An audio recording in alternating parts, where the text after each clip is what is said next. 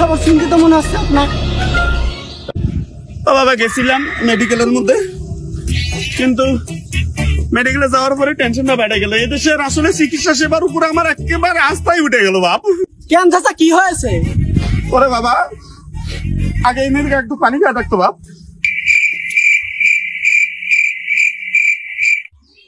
বাবা পানিটা কেমন লাগলো কত? চাচা পানিটা তো নোনতা লাগিছে।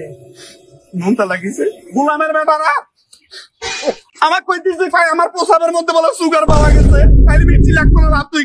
আমার কইতেছে ভাই আমার প্রসাবের মধ্যে বলো সুগার পাওয়া গেছে, তাইলে মিষ্টি লাগতো না তুই কহ।